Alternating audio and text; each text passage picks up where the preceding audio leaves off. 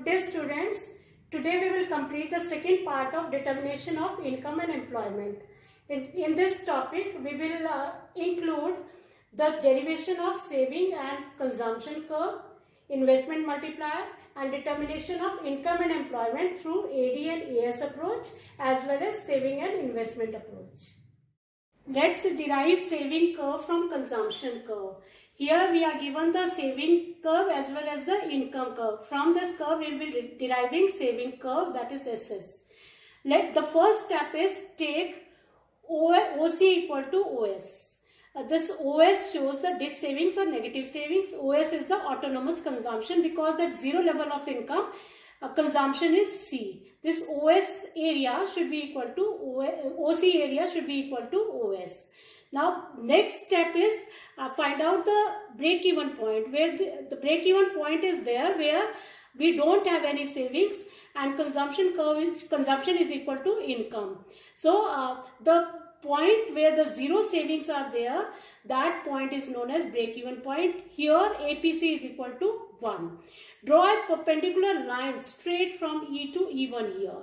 The saving curve was started from S. Now this S should be extended to E1 and this E1 should be extended to S. So extend this line from S to S, we will get SE1S and this will be saving curve derived from consumption curve given here.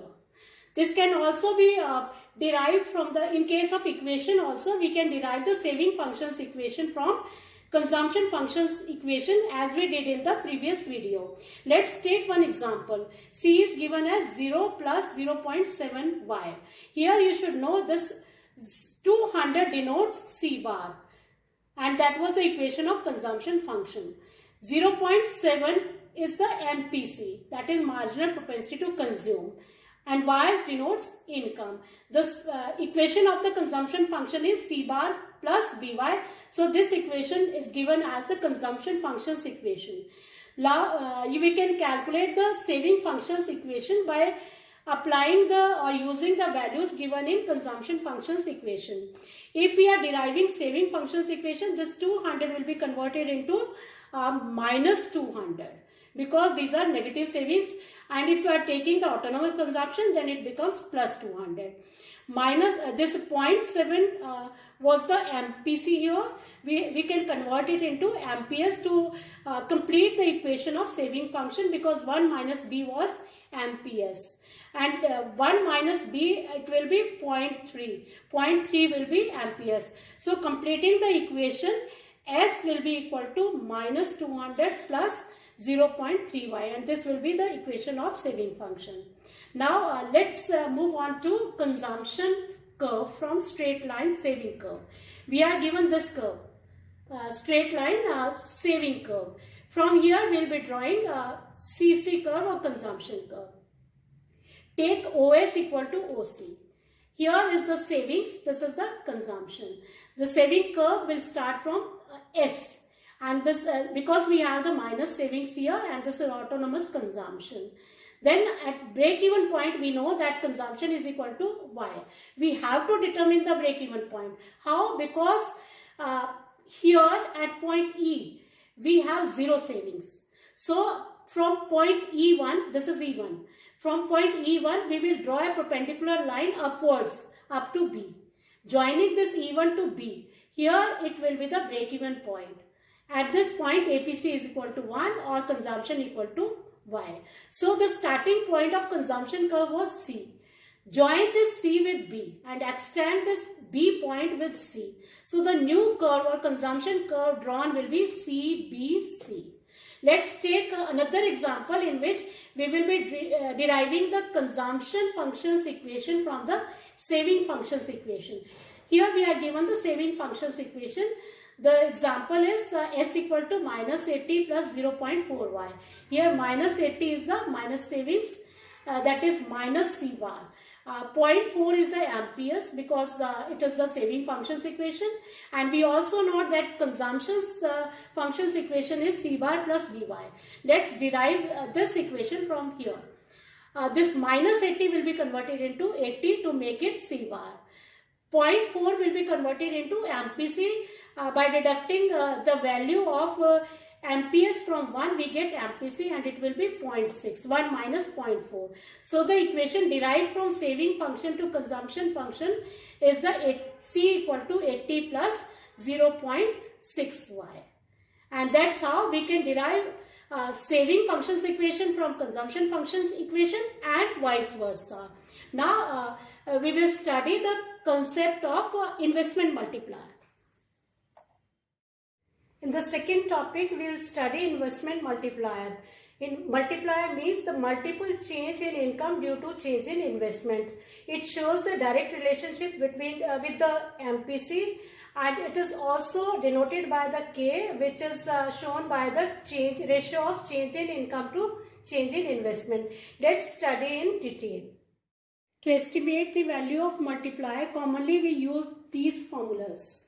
K equal to 1 upon 1 minus MPC, or K equal to 1 upon MPS, or change in income to change in investment. Let's understand the concept of relationship between investment multiplier and MPC. Here I have taken the MPC, which is increasing, like 0, 0.2, 0.5, 0.8 and 1. Let's calculate a multiplier with the help of MPC given here. If we are putting the value of MPC as 0, value of multiplier will be 1. If it is 0.2, it is 1.25. It is 0.5, it is 2. If MPC is 0.8, value of multiplier is 5. If it is 1, the value of multiplier calculated is infinity. So here what we have to see is that as the value of MPC is increasing, value of multiplier is also increasing. Also, minimum value of K is 1 when MPC is 0, and maximum value of multiplier is infinity. Now come to the working of investment multiplier. Actually, it is of two types. One is forward working and another is backward working. You will be doing forward working of multiplier until and unless it is asked. Actually, forward working is that when there is increase in investment, income increases. But in case of backward working, there is decrease in income. So here we have taken the example of forward working of investment multiplier. The assumption is that initial increase in investment is rupees 100 crores and MPC is given as 0.75. Let's solve how the multiplier works. We have taken a number of rounds here, then change in investment, change in income, change in consumption and change in saving. With the initial investment, the income is 100 crores. This also you should know that one man's income is expenditure of the other. Suppose, for example, we are depositing rupees 100 in the bank today. It is spending for us, but it is income for the bank. Similarly, one man's spending is another man's income. Suppose we have 0.75 MPC. That means the marginal propensity to consume is 0.75. 75% of our income is consumed. Out of 100, that means 75 crores of income have been consumed. And what is saved? The 100 minus 75, 25. We can calculate delta C with this formula. MPC is 0.5 and change in consumption can be calculated by applying this formula, as change in income is 100. So it is 75 here. Again, this 75 is income for another person. Suppose it is 75 and it will be spending. How much we will be spending? 0.75.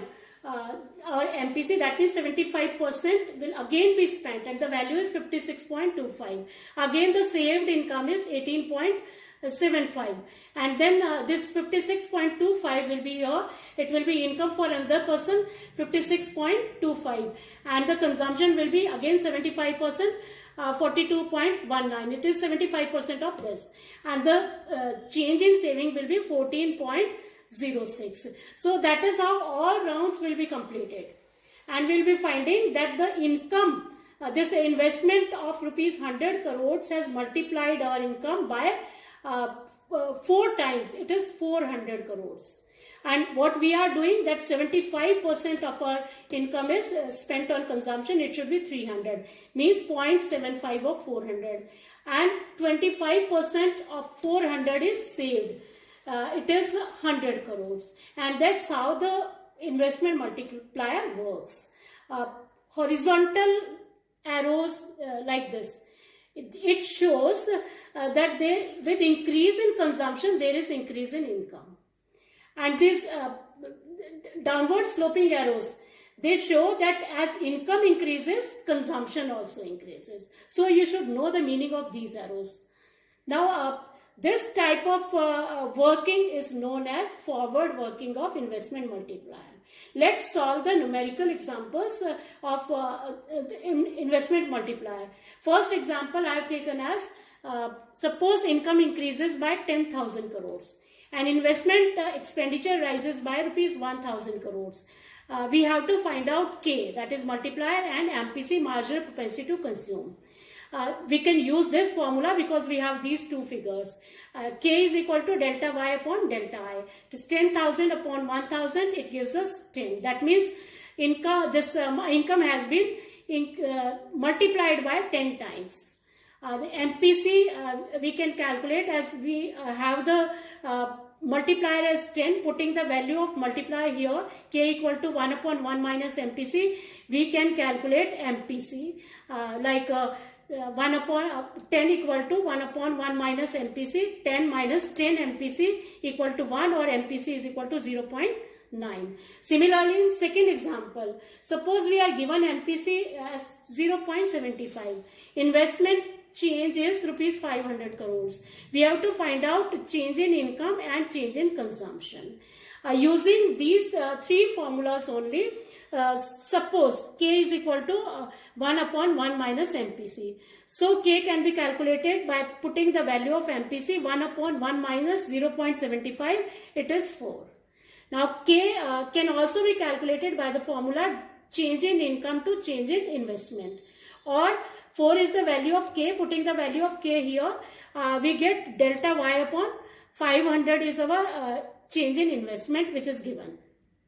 Or delta Y can be written as 4 into 500. It is rupees 2,000 crores. As MPC is equal to delta C upon delta Y. So putting the values, we can calculate change in consumption. How? MPC's value is 0.75. Delta C we can calculate by putting the value of change in Y. It is 2000.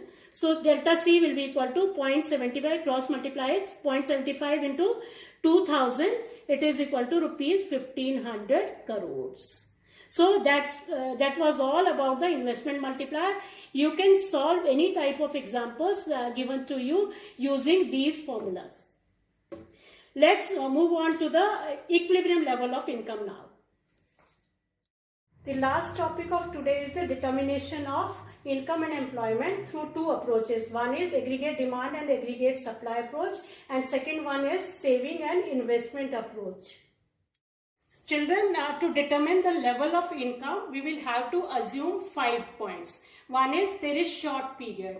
That means the technology remains the same. Second assumption is that fixed price level. Prices never change whether the aggregate demand changes or not. Thirdly, AS is perfectly elastic. That means as aggregate demand increases, aggregate supply also increases. And fourth one is there is closed economy. That means there is no interference of the rest of the world sector. We have only two sectors, producers and the consumer sector. And the fifth assumption we have is that no role of the government. That means government plays no role in case of collecting the taxes or government spending for the public utilities. And after assuming all these, we will determine the equilibrium level of income. At this level, if we define equilibrium level of income, it is that point or that level where aggregate demand is equal to aggregate supply. And also saving equal to investment.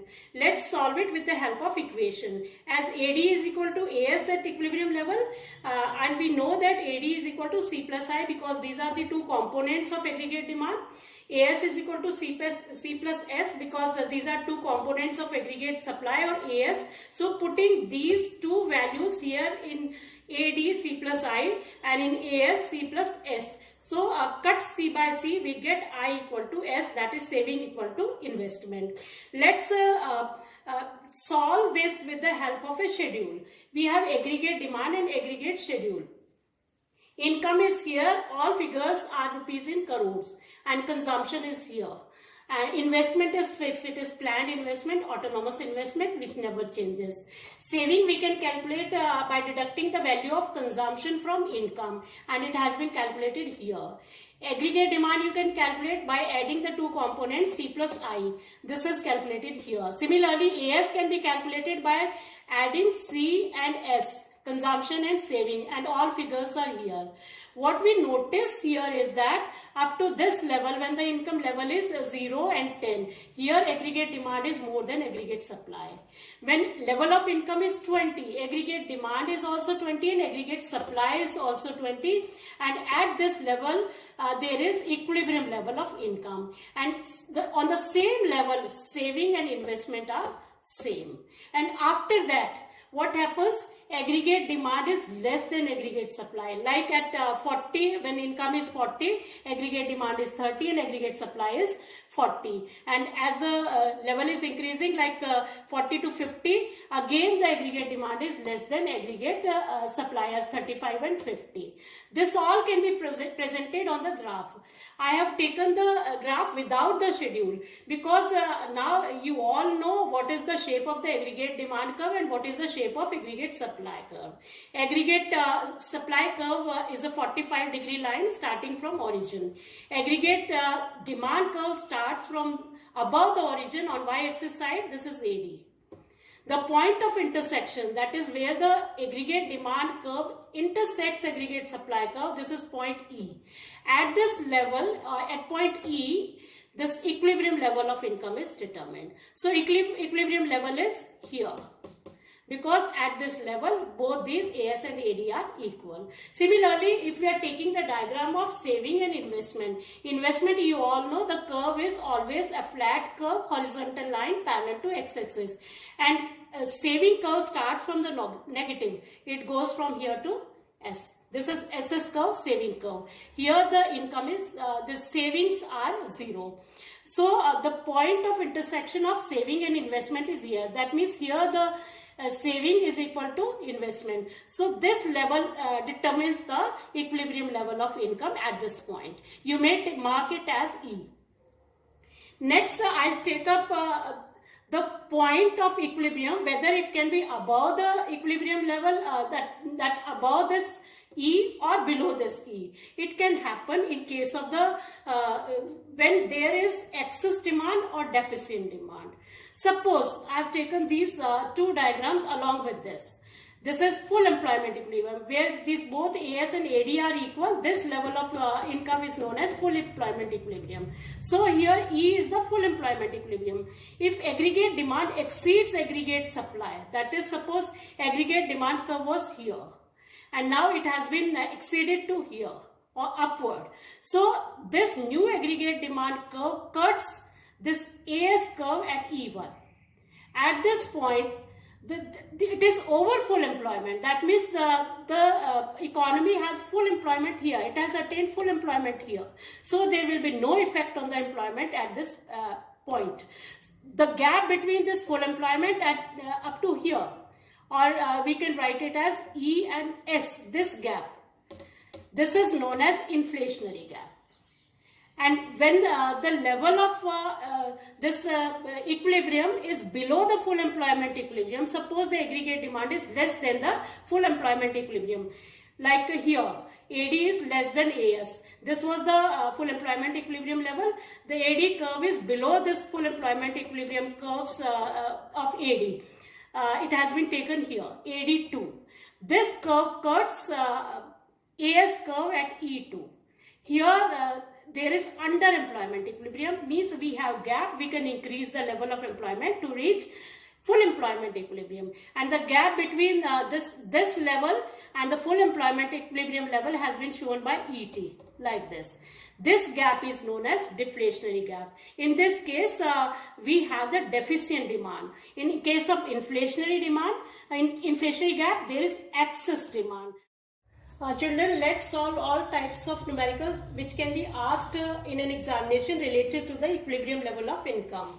The first numerical is find investment expenditure if the following figures are given, like a national income 1000, MPS 0.2 and autonomous consumption as 100. We have to calculate I. Y can be written as C plus I when the economy is in equilibrium. It is given. So Y is same as AS. So AD equal to AS can be written as Y. The components of AD are C plus I. Putting the value of C here, that the equation has been taken from the consumption function. C bar plus BY plus Y. 1000 is the value given for national income. 100 is C bar, that is autonomous consumption. 0.8 is MPS. Multiplying it with the Y, this is 1000 plus I. The I's value can be calculated as like 1000 minus 900, it gives us rupees 100 crores. In second example, we have the two sectors economy and the consumption functions values are given here for C equal to 40 plus 0.75 Y. Y is given as C plus I. As we know, when there is a two sectors economy, AD equal to AS, that is the equilibrium level of income which we will be finding here. I is given as rupees 60 crores. We have to find out these two, equilibrium level of income and consumption expenditure, three things. And also the savings at equilibrium level. At equilibrium level, we know that AD equal to AS, or we can write Y equal to C plus I. C is given as 40 plus 0.75 Y. Y can be calculated by putting the values like Y equal to 40 plus 0.75 Y plus 60. So Y minus 0.75 Y is equal to 100, or the Y's value calculated will be 400 crores in this way. Consumption's value can be calculated by putting the value of Y in C's, or in case of equation of the consumption function. C is equal to 40 plus 0.75 Y. It is rupees 340 because this 400 has been taken here as we calculated the value. Now S. Saving can be calculated by deducting the value of consumption from income. We have the consumption with us and we have the income with us. So 400 minus 340, we can calculate savings as rupees 60 crores. In the third example, savings function equation is given as S equal to minus 10 plus 0.2 Y. I is equal to minus 3 plus 0.1 Y. We have to find out the equilibrium level of income. As we know that at equilibrium level of income, saving is also equal to investment. So minus 10 plus 0.2 Y can be written as minus 3 plus 0.1 Y. This can be putting the values, we get 0.2 Y minus 0.1 Y equal to minus 3 plus 10, or Y is equal to rupees 70 crores. And that's how we can say that economy is in equilibrium when the level of income is 70 crores. In the next example, again the equation of the saving function is given and the values are given for the equation. S equal to minus 50 plus 0.5 Y, and I is given as rupees 7,000 crores. We have to calculate equilibrium level of income and consumption expenditure at equilibrium level. Let's go for the first part, A, equilibrium level of income. We know that at equilibrium level, S equal to I. We are given the value of investment. So the value of investment will be same as the value of savings. S equal to I. So 7,000 is equal to minus 50 plus 0.5 Y. So equilibrium level can be calculated as 0.5 Y equal to 7050, or Y is solved as 14,100 crores. Now a second part, that is consumption expenditure at equilibrium level. We know that Y is equal to C plus S, or C can be written as Y minus S. Putting the value of Y in C, we can calculate consumption expenditure 14,100 minus 7,000, because saving is equal to investment. So we can write the value of S here, which is equal to I. C is equal to this 7,100 crores, and it is the value of consumption given at the equilibrium level. So that's how you can calculate any type of numerical given to you in the exams or in the class. Thank you very much.